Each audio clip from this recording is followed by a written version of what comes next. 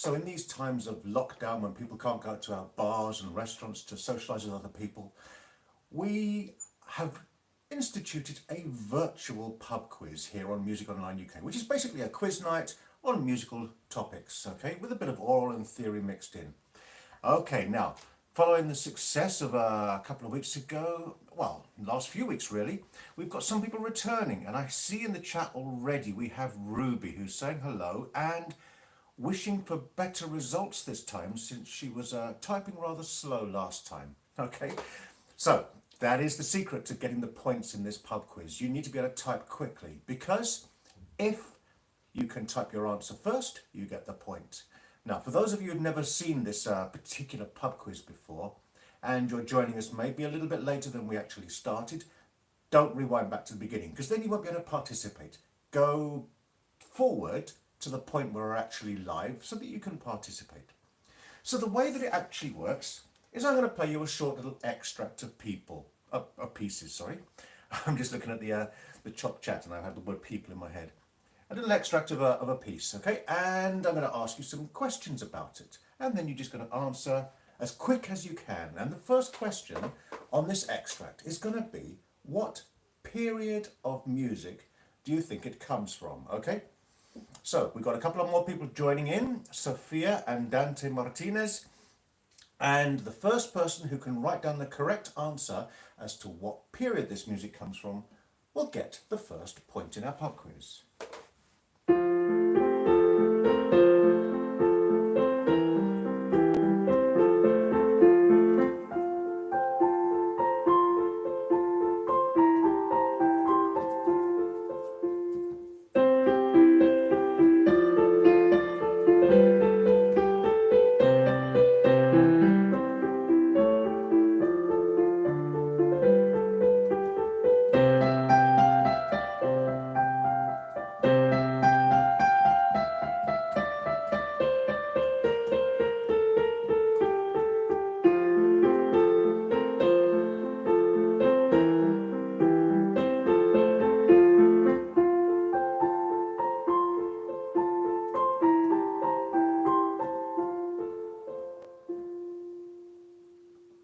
Okay, so up until that moment I hadn't even looked at the chat, and I'm going back and we have the first answer here. I do believe, just making sure I haven't missed anyone, going up in the chat. I think YTSAS, sorry. YTSAS is the first correct answer with the classical period. So I'm going to keep a little score sheet here. I've got a paper and pencil. So YTSAS, I'm not sure what your real name is, but classical period is the correct answer. So you get a point, since you were the first person to say so. Now, Sophia, you are preempting my next question. Okay, so I'm going to give you a point for saying because of the simple harmony and homophonic. Well, simple harmony, yeah. Because the next question, normally in an ABRSM exam, is why or what musical features would indicate that this piece is from a classical period. Now, simple harmony, the harmony can sometimes be a little more complicated, but not as complicated maybe as in the Romantic period or in the 20th century. Okay. Okay, can anyone give me any other reasons why it's from the classical period? So, simple melody with repetition. Mihak, I remember you from last week, Mihak. So, I'm going to give you a point for that, as well as Sophia's simple-ish harmony, although it's a little bit grey area. Okay, song like melody. Now, I like that answer, song like melody, YTSAS, right? Because if you go back to the Baroque period, the music was very elaborate, in the sense that you couldn't hardly sing it. It was so all over the place. Yeah, you can imagine some of these Bach preludes and fugues and everything. They're not really singable, okay? They're too elaborate. But in the classical period, it became much more singable. So I'm going to give a point for YTSAS's song-like melody. And Audrey sang a melody versus accompaniment. And a little bit more elaboration on that, please. Okay, elegant melodies. Sophia, yeah. Well-defined phrases. Now there is a good one, all right? Classical music has nice, neat little blocks of phrases. All right, so I'm going to give Ruby a point on that. So Ruby, you were saying at the beginning you need to type faster and get some points. Also, you need to be quite creative and inventive with your answers. Now, I'm afraid whoever has written in Arabic, we need a translation. I can't give points for Arabic because I don't understand it. So if you want to translate that for us, I might consider the answers. Okay, right, now the next question on this section, and you might be able to answer it already, is whether the piece started in a major or a minor key. Okay, now first correct answer will get the point. Did it start in a major? Mihak gets the first answer. It is a major key. Good. Right, that was a quick one. And for an extra point, now, Ruby's trying to tell me what keys it goes through. Yeah. Yeah, now YTSAS, you think in your first. Sometimes I do believe people have a different order of the chat, although the chat that I'm seeing, Mihak, was first. Okay, it does change to other keys, and later on in this quiz we will go into modulations, so hold fire on that one at the moment, Ruby. Okay, right, now let's go on to the next question, which is 3 melodic intervals. Now, you don't know what these are going to be yet until I've played them, so there's no point rushing in with some answers until you've heard them. Okay, now the way this works, first of all, I'm going to play the 3 intervals, and there will be a single mark for writing down the 3 intervals without being too descriptive. So, for example, you could say 3rd, 4th, 5th. Yeah? Not major 3rd, perfect 5th, etc. You don't have to describe them in detail. Just the 3 numbers of the intervals, okay? As a block. And you have to have all 3 in the block correct to get the mark. Now, as before, because we can't have any cheating here, I'm going to hide my hands. So, here are the first intervals. They come from the left-hand part. So, here's the first interval. And then later. And the third interval. Okay, I'll play them again. What are those 3 intervals? Just the numbers will do for now, but all 3 as a block. The second one. And the third one. What intervals were they? Okay. Now, what have we got? Excuse me, I'm just having a sip of coffee. Right. YTSAS is saying 3rd, 4th, and 5th. You got, if you've taken them in the order that I played them, you got 1 out of 3 right there. Okay, Nirashana Pereira has got 3rd, 6th, and 4th.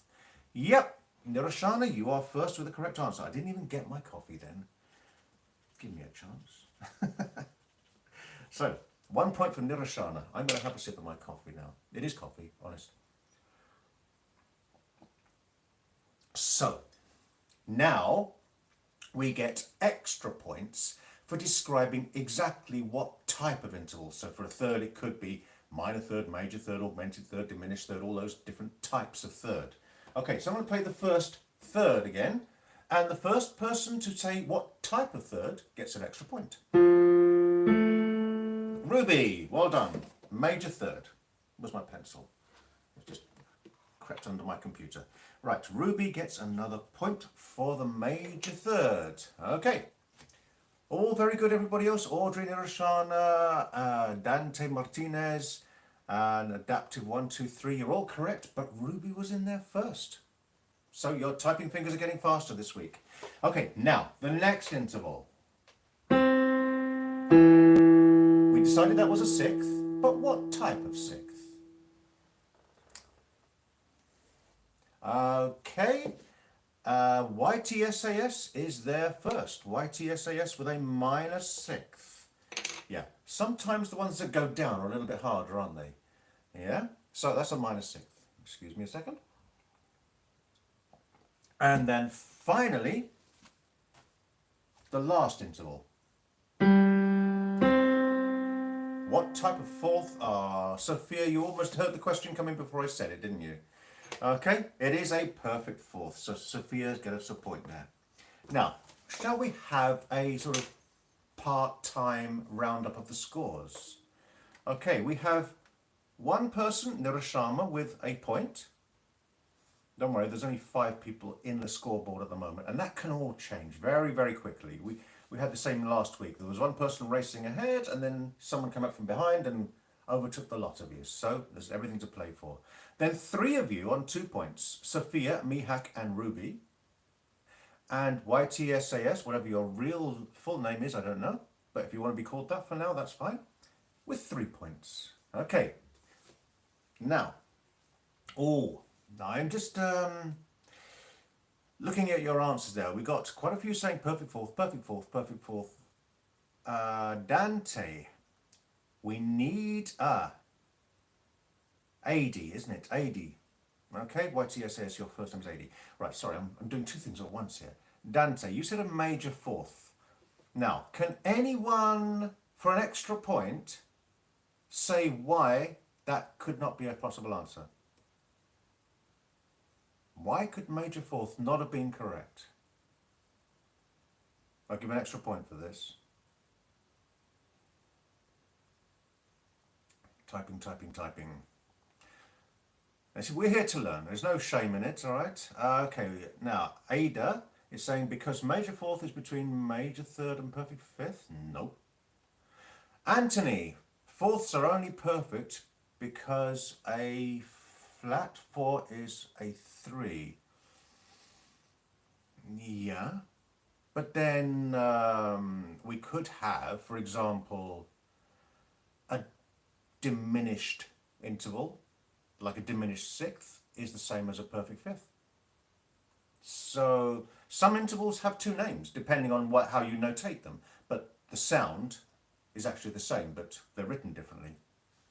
Right, let's see. Fourths, eighths, and fifths only use perfect instead of major. Okay, that's closer, yeah. Okay, only perfect fourth and diminished fourth and augment. Now that's getting better. Right, I'm going to give the point to Ruby there. Because Mihak, although you're right, you can't have a major, they're only perfect.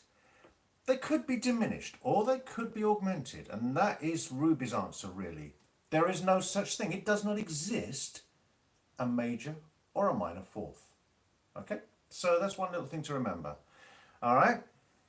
Okay, so Ruby, you come up now into the equal first place with, was it Ada? Or I think I pronounced that correctly. AD. Who's YTSAS on the chat. Right, let's move on. Now, all right, I'm going to give Anthony a point there as well.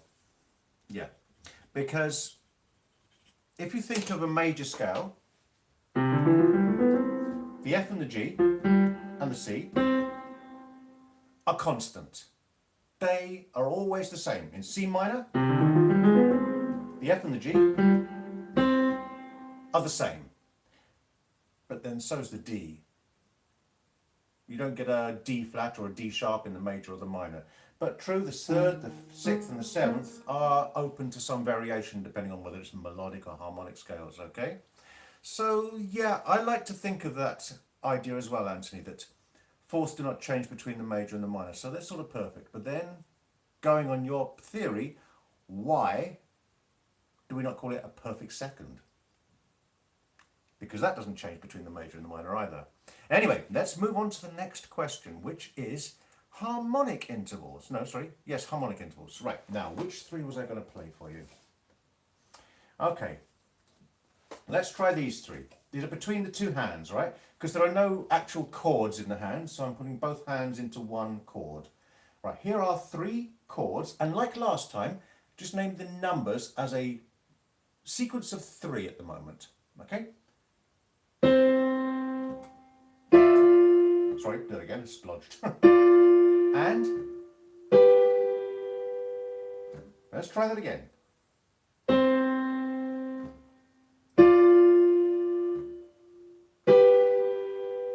Now for the points, you need to write all 3 numbers down as a sequence. Okay, Mihak is going for 8, 4, 3. Now I'll give you 2 of those out of 3, but not all of them. 1, 4, 5 for Anthony. Not quite.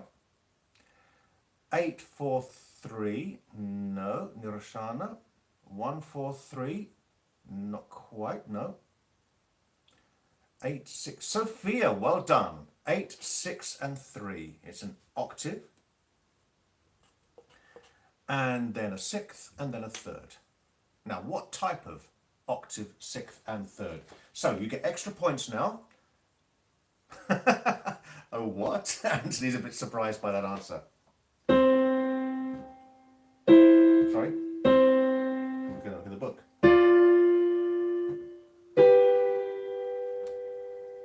Okay, right. So, hang on, one at a time now. Mihak, you're rushing in. Perfect octave. Okay, Mihak gets a point there for the perfect octave. Right, now the next interval, hang on, we can't jump into the third yet because the second one, I said it was 8, 6, 3, didn't I? Was a sixth. What type of sixth? Chat, Nirashana's got a major sixth, which is correct. First answer correct. Nirashana, 2 points. Now, Sophia, are you just hedging your bets? You're writing minor sixth and then straight after major sixth. Is that just a crafty way of trying to get the right answer in? Okay, and now, how do I do the third now? Because some of you have already answered the third before we even started on the sixth, okay? Ruby, you're desperate to get a point, aren't you? Right, I'm going to make this difficult. The first person that can name this interval starting their answer with a hashtag. With a hashtag. Who's got the fastest fingers? Tick tock, tick tock, tick tock, tick tock. I'll have some coffee. Who's got a hashtag on the beginning of their answer? Mihak. There we go. Because the thing is, people were answering that question before it even came up, so I can't really work out who was first. There we are. You're all behind the time. Well done, Ruby, Dante, and everyone else, but the first person was Mihak. Okay, so let's see where we are after round... What round was that, by the way? Let's have a little look. Yeah, that's round 4. Okay, now, after round 4... I said I'd give Anthony a point, didn't I? Anthony's got a point. You come in a little bit late, so you'll have to catch up a little bit. Right, and Nirashama's on 2 points. Then on 3 points is Adi, Sophia, and Ruby all together. But as I said, there's one person that has brought up from behind and gone ahead and to the lead is Mihak. So, round 5. And this is a long time since I played the whole piece. So I'm going to play the whole piece again in a second. Can you state how would you describe the structure of the music? Ah, okay. We're getting a bit competitive here in the chat, aren't we? AD is saying this means war. Okay, well, as long as you're having fun. Right, now, who can tell me about the structure of the music? And I will give a bonus point for some nice special musical terms.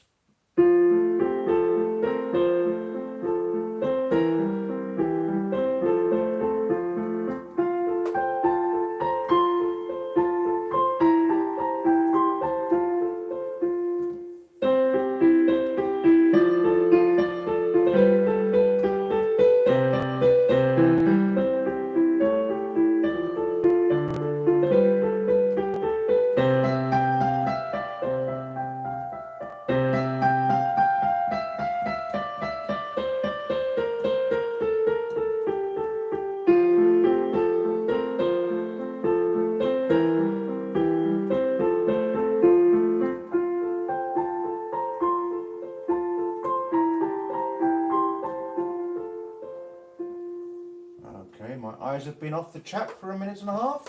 Let's see what's happened since I've been away. Okay, right. ABA. I'm going to give you a mark there, Ruby, for ABA. Okay. And I'm going to give another mark to Sophia for the term ternary. which is the way we describe ABA section. So where's Sophia? Yep, you're on another point there. Ternary, 3 sections. Okay, so that's round 5. Now, on round 6, okay, now, bonus points. We'll stay with this. Can you tell me how the middle section differed in the texture? All right, there was a slightly different way of approaching the middle section.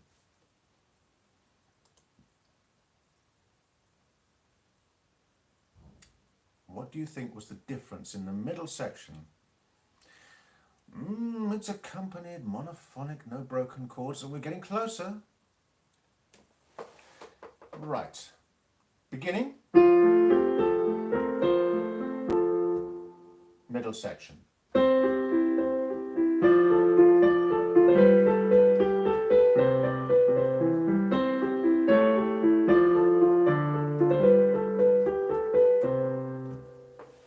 Okay, now I'm going to give Ruby a point for the no broken chords, because basically through the beginning section we had this broken chord sort of accompaniment, but in the middle section, I don't know if you'd call this completely a tune, all the notes, the quavers themselves.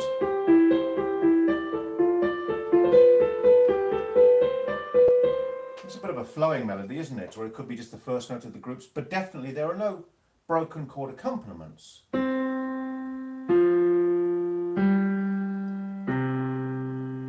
Maybe you could say the accompaniment was in the other hand, and that left hand was the tune. But yeah, the broken chords did not appear in the left hand like they did at the beginning. So, I'm going to give that point to Ruby. Now, what else have we got here? Polyphonic. That would have to be a little bit more independent, the parts, to say polyphonic there. Okay. The melody, you could say, was changing hands, sequencing, actually not polyphonic, broken chords in the right hand. Okay, Sophia, I'm going to go for that. Yeah, broken chords in the right hand. Although, that's not really broken chords, although there were some here.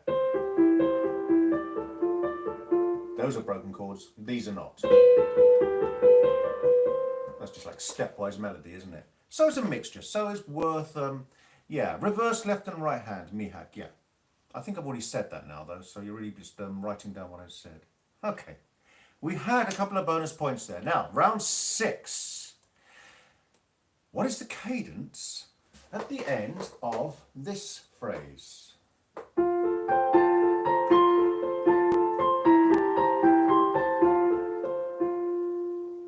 Easy question. This is from grade 6 upwards. What type of cadence was that? Ruby's the first one with the answer. Perfect cadence. Okay. But now, everyone else typing, you're too late. Even though 90% of you got the same answer, it is only the first person with the correct answer that gets the point. Right, now, yeah, Mihak's sort of trying to anticipate the next question, because he's been here before, he knows what's coming next. What are the 2 chords? Now I'm going to play them, not as a broken chord, but as 2 block chords. And I want you to tell me, I'm going to do this without you seeing. Right, there we go.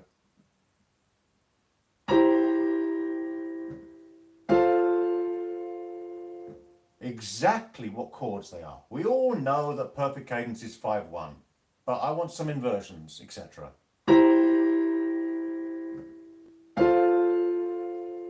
Okay. So, we're getting closer with Audrey's 5-7. But,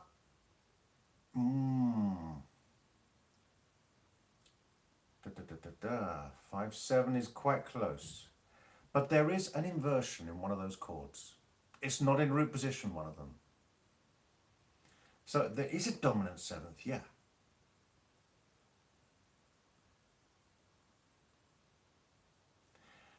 Okay, the root position might be the last chord, the F major root position at the end.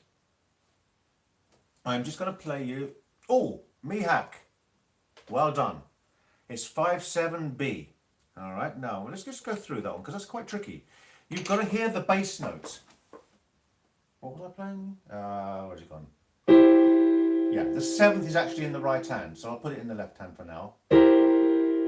Now, as you can see, the lowest note I'm playing there, can you hear that E is the bass? The root position would be a C in the bass. Okay, so that's called 5B with a 7th, the dominant 7th in first inversion. There's the E as the bass note, and then 1A, as other people have said.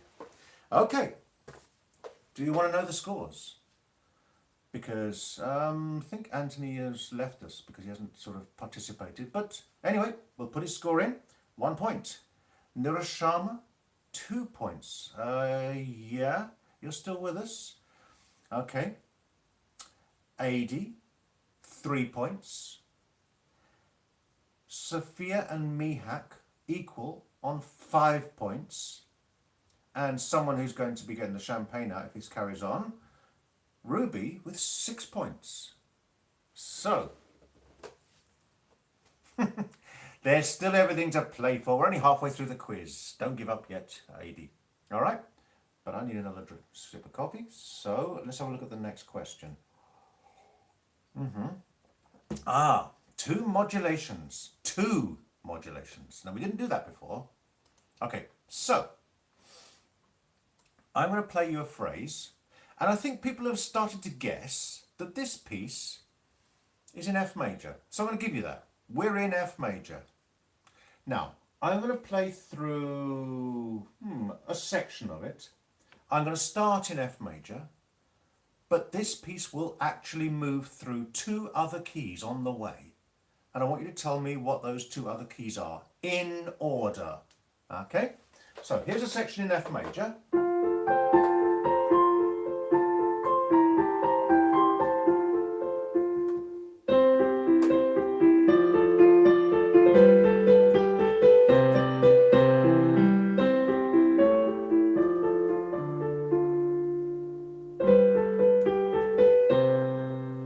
Actually, we sort of goes in and out of one key, and then to a third one, and then back to the second one, and then later on we'll go back to F major. So, C major is the first modulation, but there is another one. Yes, Dante. I'm going to give you double points there, Dante. Because I did ask for 2 keys. All right? It's a C major and then a D minor. All right? If you listen to this bit here. Right, we're still in F major. Right, finish the first section. Now the B natural cancels that F major and turns it into a, let's go into C major. C major. But then immediately, we sort of do a little twist into D minor with that C sharp. D minor. Okay? Relative minor of F major. Okay, so we have someone else who could possibly still go sailing past. Remember how this can all change in a moment. Okay, now we're going to go on to... Oh, we did this question last week, but it seems to be quite an interesting one. Do you remember the question about accented and non-accented auxiliary notes and passing notes? Okay. I'm going to play you one little bar of this piece, and I want you to name the second note as being either accented or unaccented, passing note or auxiliary note. Okay? Accented passing note, unaccented passing note, accented auxiliary note or unaccented auxiliary note. That one there, the top A in the right hand. What do we call that? Let's go back to the chat.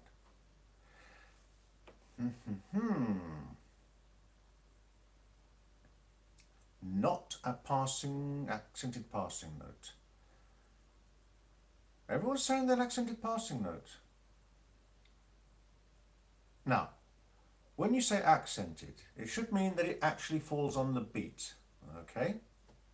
Okay, can anyone, for an extra bonus point, tell me what the time signature is?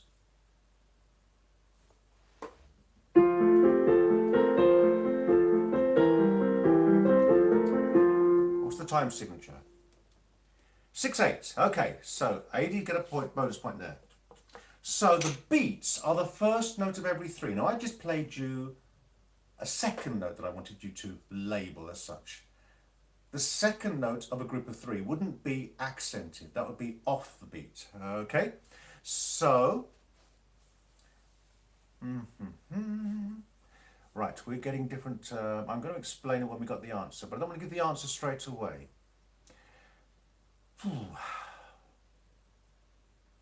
I want everyone to, I want someone to actually say the two in one, unaccented neighbour tone. Okay, well that's an interesting way of describing it. Unaccented passing, unaccented auxiliary. Dante, I'll give you that. 2 points, because you got both of them in one go. Right, a passing note has to pass on the way to somewhere else. So for example, right, let's do this one here.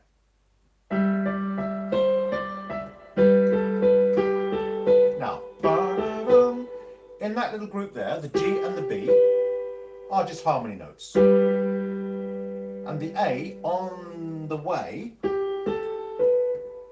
isn't part of the harmony. It just passes between harmony notes. So it's a passing note. Okay? And because it's not on the beat, it's not ba-da-dum, it's ba-da-dum on the second quaver of the group. It's an unaccented passing note. All right? But an auxiliary note isn't passing from one note to another. It's just going up and then back down again. So the one I played, to be passing would have to go down to a G, but it doesn't. It goes back up. So it's just like a little wobble and back again. So that's not a passing note, that's an auxiliary note. Okay? That's the meaning of that. Okay. That isn't actually covered in ABRSM theory or oral, I don't think, not at grade 5 level anyway. So that's why maybe people who are doing Trinity might be more at an advantage than that. But I think it's a good thing to learn. Okay, now, AD's got to go, so she's renouncing her points. Well, at this point in time, let's see, you would have been 1, 2, 3, equal fourth. Okay? But obviously there are more points available, so other people will possibly be overtaking that. But at this moment in time, you're equal fourth if you've got to go now, AD. It's nice to have had your participation. Right, let's go on to some Italian terms. Okay, can anybody, I'll give a double point for anyone who can actually name the exact Italian term for the tempo.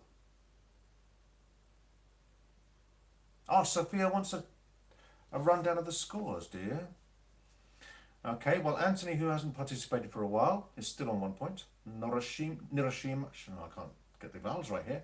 Nirashama is on 2 points. Then AD, as I said, has, with the same as Dante, 4 points. Sophia and Mihak are on 5, and Ruby's on 6. Okay, now, right, let's have a look. As I was reading all those out, a whole load of answers popped up. And the first point goes to, now did I say double points? I think I said double points for the exact. So Allegretto is the exact answer. Okay. I will also give double points for anyone who can give me the, a French or German word that means lively.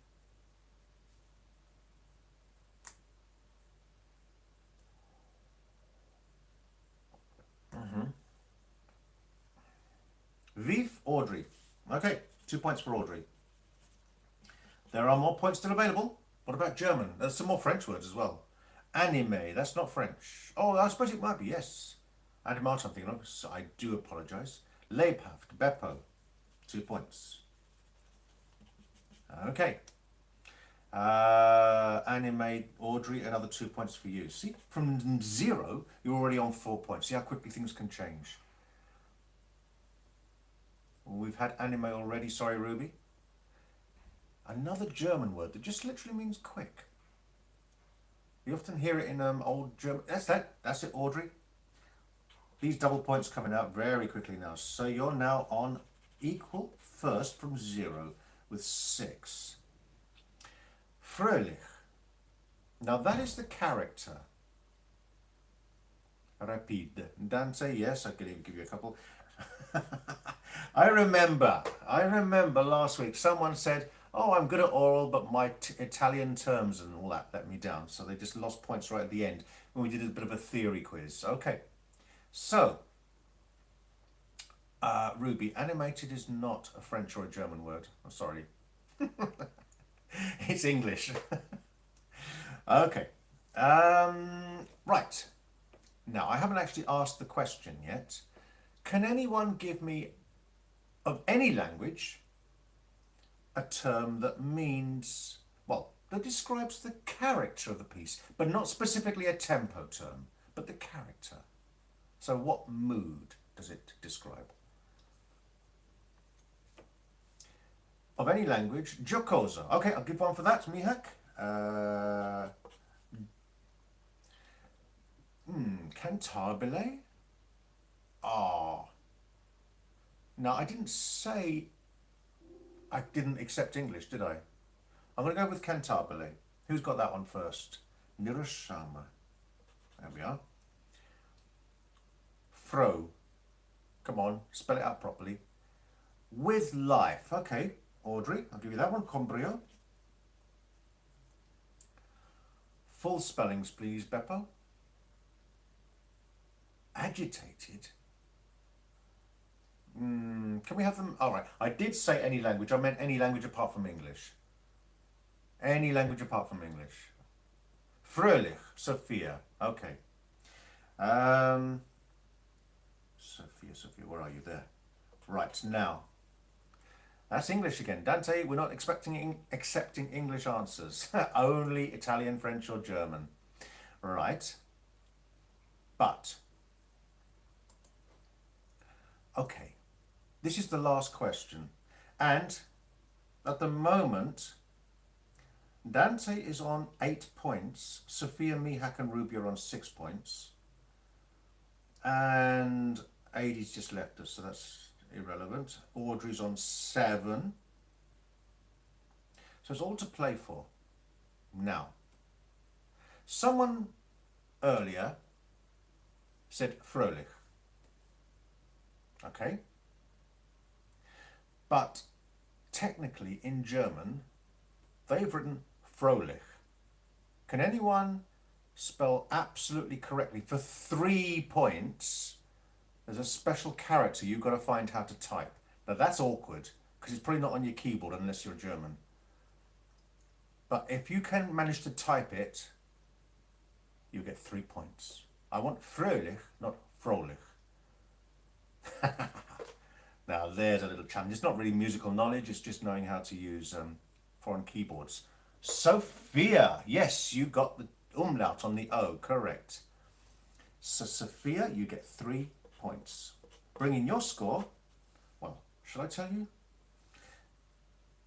Beppo, well, Anthony we had 1, Beppo had 2 points, then Nirashama had 3, then we had Adie who left us, so 4 points, then, who's next? Audrey, 7 points, no, I've left out Mihak and Ruby on 6, then Audrey on 7, Dante on 8, and Sophia with a final fröhlich 9 points, because you know how to find an O umlaut on the keyboard. Or maybe you copied and pasted it off somewhere, I don't know. But anyway, I hope everyone enjoyed that. I think I had fun too. So I'll see you all again next week for another Music Online UK virtual pub quiz, and thanks for your participation. Take care, stay safe, and see you next week. Now I'm going to work out how to turn this thing off without... I am opening it in another window. I forgot to open the other window where you have the button to stop the stream. And it's taking forever. End stream. Okay, see you next week. Bye.